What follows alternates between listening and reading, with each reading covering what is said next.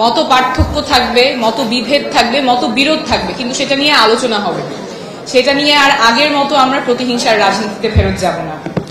আজকে অনেকেই বলেছেন যুবকদের স্বপ্নের কথা, সম্ভাবনার কথা, কিভাবে বাংলাদেশকে যুবকরাই পরিবর্তন করতে পারবে, তরুণরা পরিবর্তন করতে পারবে। আমরা এমন রাজনীতি করব যাতে তরুণরা সক্রিয়ভাবে রাজনীতিতে অংশগ্রহণ করতে পারে, তরুণরা যাতে রাজনীতি বিমুখ না হয়ে যায়।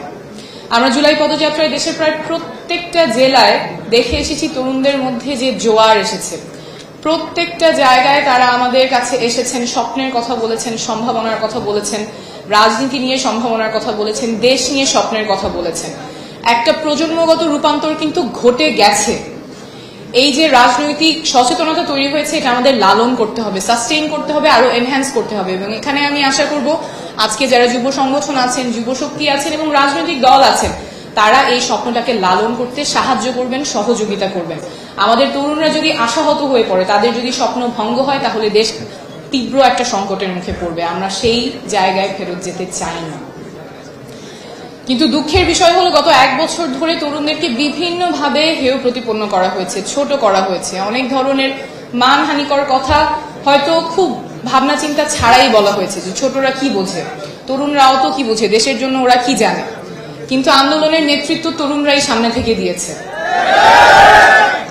তাই এরকম কথা যেগুলো হয়তো আমরা অনেক চিন্তা করে না বলা হয় না, কিন্তু এটার একটা ইম্প্যাক্ট আছে। তরুণদেরকে ছোট করে দেখা, হেয় করে দেখা, এই সংস্কৃতি থেকে আমাদের বের হয়ে আসতে হবে। কারণ তরুণরা আমাদের শক্তি, আমাদের স্বপ্ন তরুণরাই সামনে নিয়ে যাবে।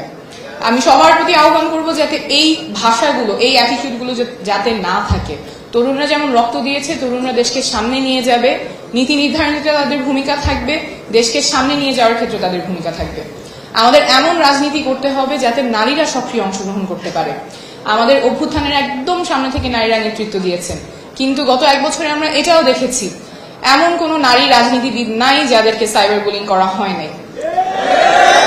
এমন কোন কটু কথা, propaganda, deepfake photo, deepfake video তৈরি করা হয় নাই যাতে তাদেরকে হেয় প্রতিপন্ন করা যায়। এটার মানে কোনো ইয়ত্তা নাই যেভাবে নারী রাজনীতিবিদদেরকে হেয় প্রতিপন্ন করা হয়েছে। এই সংস্কৃতি আমাদের ঠেকাতে হবে এবং এখানেও তরুণরা সম্মুখ সারিতে ভূমিকা রাখবেন বলে আমি আশা করি। আমরা পিছু হটবো না। যেই রাজনীতিবিদদেরকে কটূক্তি করা হয়েছে, সমালোচনা করা হয়েছে এবং সাইবার বুলি করা হয়েছে, ওনারা কিন্তু মাঠ ছাড়েননি, ওনারা আছেন এবং আমরা থাকবো। আমাদের সাথে আরো অনেকে যুক্ত হবেন। আমরা এমন রাজনীতি করব যাতে জনগণ মনে না করে রাজনীতিবিদ শুধুমাত্র নিজের স্বার্থের জন্য রাজনীতি করে। আমরা এমন রাজনীতি করব যাতে জনগণ জানে রাজনীতিবিদরা জনগণের স্বার্থের জন্য রাজনীতি করে এবং সেখানেও তরুণরাই অগ্রগণ্য ভূমিকা পালন করবে। এই কথাগুলো যখন আমি বলি তখন অনেকেই বলে এগুলো কিছু সম্ভব না, বাংলাদেশে এসব পরিবর্তন আসবে না, এগুলো হয়তো অলিক স্বপ্ন, বাস্তবে এরকম কখনো হবে না। কিন্তু আমরা পথের প্রান্তরে, বাংলাদেশের পথের প্রান্তরে তরুণ এবং সর্বস্তরের জনসাধারণের মধ্যে দেখে এসেছি যে রাজনৈতিক সচেতনতা তৈরি হয়েছে। এখনই সময়। আমরা জানি পথ অনেক লম্বা, চ্যালেঞ্জ অনেক, কিন্তু মানুষ যখন জাগে তখন ইতিহাস বদলায়। এ প্রতিনিধি এখানে আছেন, একসাথে তারা যুবকদের স্বপ্ন, সম্ভাবনার কথা বলছেন এবং আমরা এমন রাজনৈতিক সংস্কৃতি চাই যেখানে বিভিন্ন মতের, বিভিন্ন দলের রাজনৈতিক ব্যক্তিরা একসাথে আলোচনা করবেন, কথা বলবেন, একটা সৌহার্দ্যের রাজনৈতিক সংস্কৃতি তৈরি হবে। আমরা আর পূর্বের সহিংসতার রাজনৈতিক সংস্কৃতিতে ফেরত যাব না। আগের যেমন প্রতিহিংসা, সহিংসতার রাজনীতি সংস্কৃতি ছিল, সেখানে আমরা ফেরত যাব না।